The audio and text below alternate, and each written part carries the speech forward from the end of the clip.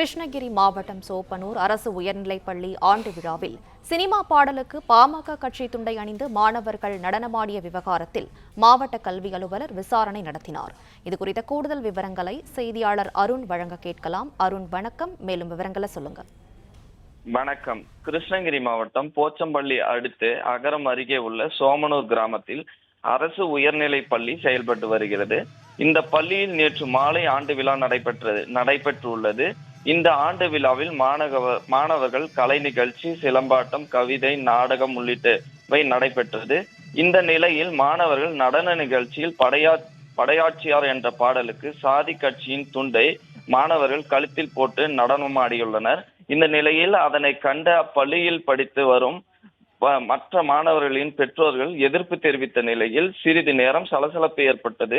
பின்னர் இரவு நேரம் என்பதால் அனைவரும் அங்கிருந்து கலந்து சென்றனர். இன்று காலை பள்ளிக்கு முன் குவிந்த மாணவர்களின் பெற்றோர்கள் பள்ளிக்கு மறுப்பு தெரிவித்த நிலையில் நுழைவாயிலே காத்திருந்தனர்.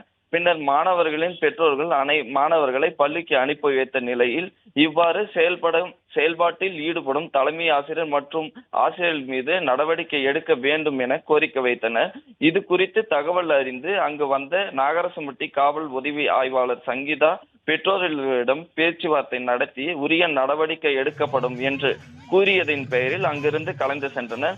இது குறித்து கிருஷ்ணகிரி மாவட்ட முதன்மை கல்வி அலுவலர் முனிராஜ் அவர்களிடம் தொடர்பு கொண்டு கேட்டபொழுது இது குறித்து தகவல் கிடைத்துள்ளது.